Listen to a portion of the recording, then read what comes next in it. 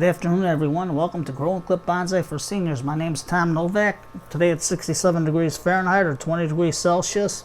We're going to talk about powdery mildew and a crabapple, plus we're going to repot it. I recommend you go to your extension agent. Here in the States, I got a Cook County extension agent, and I got my book. They give them out pretty cheap. It's called Diseases of Trees. Let me show you the book. Diseases of Trees in the Great Plains. It's by the U.S. Department of Agriculture, and it's through the Forestry Service. And it's out of Fort Collins, Colorado. It's doing the Rocky Mountain Forest and Range Experimentation Center. So this is the book. And the reason why I know it's powdery mildew, because here's the example of the powdery mildew. This book is super. It shows you the life cycle of powdery mildew and what it really looks like inside your plant's leaves and stuff. So it's a pretty good book. And for those of you who have maples, I know there's a disease on the maple that comes out, and it's called a tar spot on maples. And they go through great detail of how it comes up and from the soil and attacks your leaves and everything. So it's a very good book, very good pictures, very good information. It even has stuff on on evergreens, and you can see some of that. So it's really something different for you to check out and to do. So without any ado, we're going to use today 1 part worm castings, 2 parts peat moss, 2 parts sifted perlite. And since a lot of people can't get beneficial bacteria, we're going to get long fibered moss. And all I did was take the shavings out of the bottom, which was a lot. And if whatever long fibers were in there, I cut it up pretty small and I mixed it into the soil. About 5 to 6 handfuls. Now whatever you do, you got to destroy the infected areas. And after you get done repotting, because I know it's out of season, you put it in a nice shaded location until it starts to grow again. Now some crab apples are resilient. These two were planted together, and you can see the powdery mildew on here, and this one has nothing. So it depends what you have to look for. If you're going to get a crab apple, look for a resilient species from powdery mildew. Now it is essential, and I mean essential, to get your loppers, your shears, dip it in peroxide, because you don't want this to spread. And since this thing is loaded with it and I want to keep it small, I got some nice buds over here. So I'm just going to cut it above a bud. And this I'm going to just destroy. Now we got the root system here, which is pretty good. Look at all those fine, nice hair roots. But what I'm going to do is take this taproot back a little bit. Dip this and get my scissors for the roots in the soil. So I'm going to get this and cut it back a little bit more, just a little bit. And the crab apples are pretty well resilient.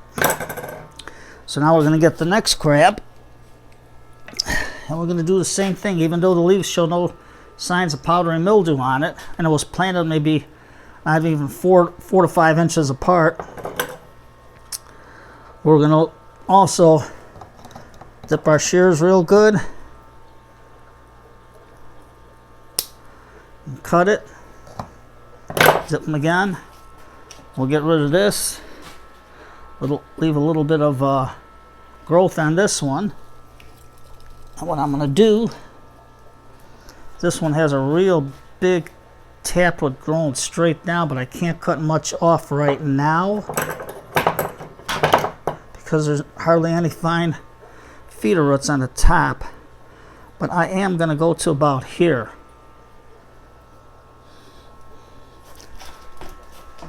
Cut that out there, and there we have it. See that? Okay, let's go back to our soil. I'm going to use a little bit bigger pot because I need these roots to grow. Get these trees back into shape again. I gotta figure out a way to get this goofy wire out of my way. So if you can see, there's how I got the sphagnum moss in there mixed in with the soil. And that's unmilled sphagnum moss, or long fiber moss as they call it, really helps the roots to regenerate themselves, especially when you're doing stuff out of season. So you can see when I get a good scoop full, you can see the moss inside right there. So I'm gonna I got my pot, my little bit bigger pot. I got my screen in the bottom. We'll hold it down, put the soil in, move it around real good, get some more in there. Now what I'm going to do is, they say, oh, you can't have two in a pot because it's uneven. Well, that's one of the rules in landscaping. You always put them in groups of odd numbers, 1, 3, 7. So here's what we're going to do. We're going to get our rock. I found an old piece of dragon stone. I'm just going to put it in between, just so I know where I'm going to put the trees. So I'm going to take the one that did have the fungus. I'm going to spread the roots out right on top there. Put it in like that. Hold it up. I'm going to dip in my peroxide and clip this big root off. Now when you do have powdery mildew on a plant, don't water it at night, and don't water it from the top, because that'll put the spores into your soil and then you'll have the cycle all over again. So right now we're going to put our mix in, get our rock a little higher so we can get it into the roots.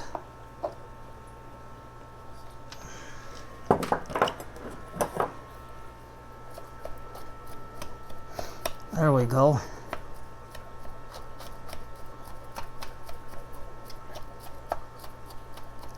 We got a lot of nice little back buds on there, so hopefully they'll take off. Okay, let's get some more potting soil around that.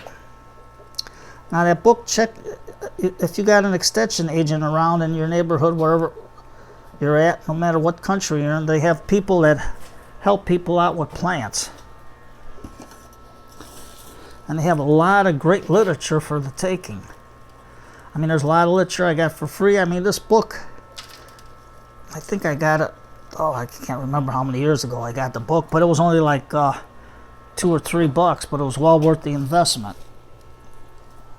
Okay, let's take this, our other little tree, and put it towards the front. Get our roots spread out real nice. Put it down a little bit more, so we get that gnarly piece of trunk out of the way. Let's see, a little bit more. There we go. Got a little off center. Make sure our roots are flat and radial the best we can. I know they're going to start growing again. But at least we got the spores out, and the soil that I have over there, I'm going to put some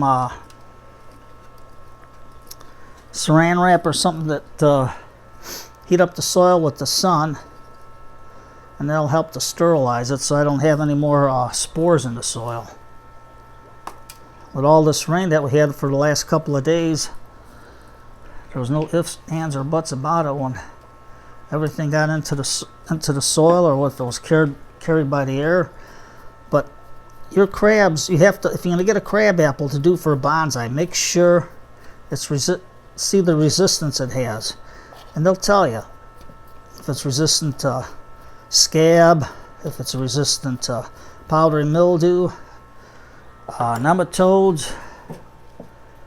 Just look it up and make sure you get something good. There, okay. Let's take Mr. Elephant and let's water these in, because I know this is going to sink the soil. Your county extension agent, they have all kinds of literature on hand. and they know where to get it. Like, they guided me to the University of Illinois here in Chicago, the Agricultural College, and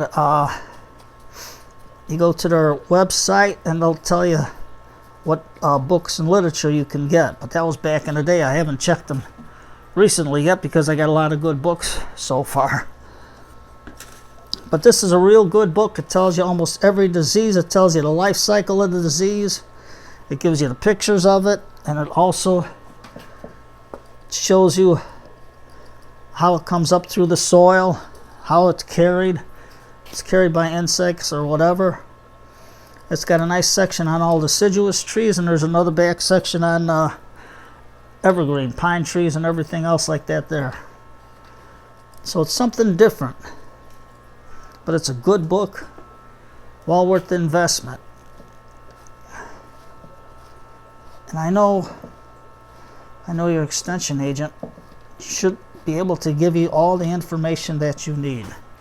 Now this I'm going to keep in the shade because I want this to recover, and I'm hoping that this back tree that had all that mildew on there, where I cut it back, will survive.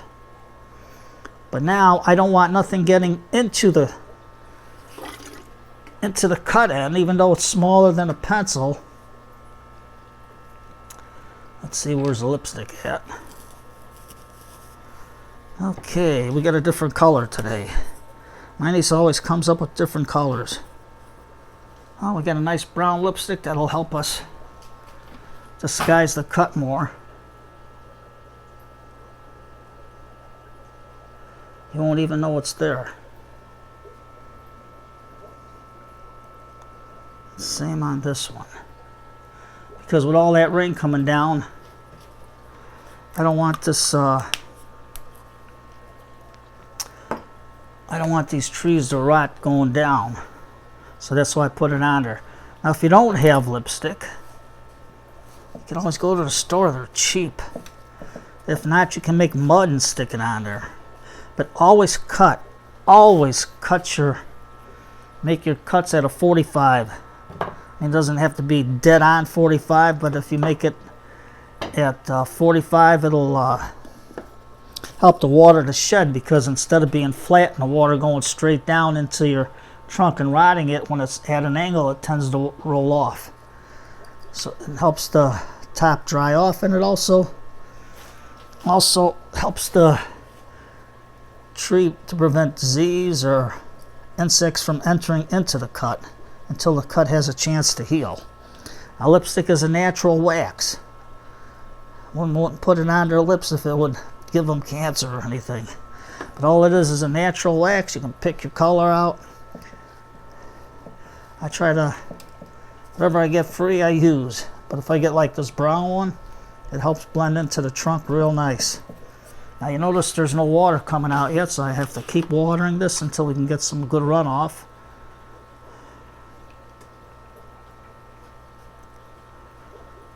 And this will go in the shade. I got a nice shady location under my my boxwoods. So just let it go. It'll drain slow, but it'll drain. And this is your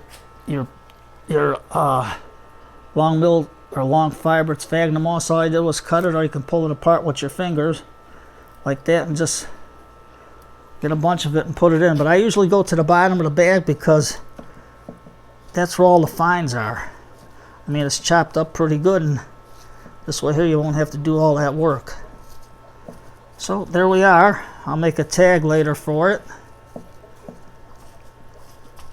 and put it up.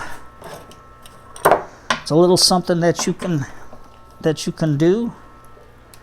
I got a little low spot here. I'm not worried about decorating this thing until I'm sure they survive. And for some reason, every time I get free plants, the crabapples are the survivors. Why that is, I don't know. That's probably because it's one of the most hardiest trees out there, in my book at least. But there you go. Just wipe the pot off. And there's your plant. It's a little off. This one could be over a little bit, now that I see it in the camera. There we go. Well, hopefully the buds will come out. Hopefully the sphagnum moss will help the roots to heal. And remember, I'm going to keep it in the shade for at least 2 weeks. At least 2 weeks. And then when I get done, all the cutting tools go in my peroxide, stick them in. This way here, if there's any spores on there, they're dead. You don't have to buy any kind of wipes or anything. Just keep them in there and just dip them in the peroxide. Let them dry off naturally. My spoon, because I hit in the soil there. And that's about it. So, today is Monday. And today is Old Time Radio Comedy Night. You can put on Fibber, McGee and Molly, Abbott and Costello, Burns and Ellen. Don't forget Red Skelton. Jack Benny, Milton Berle. He's another good one. So many of them, I can't even remember. So you take care, everybody. Have a great night. Sorry for the long video, but I had to do it just to show you what to do with this crazy moss.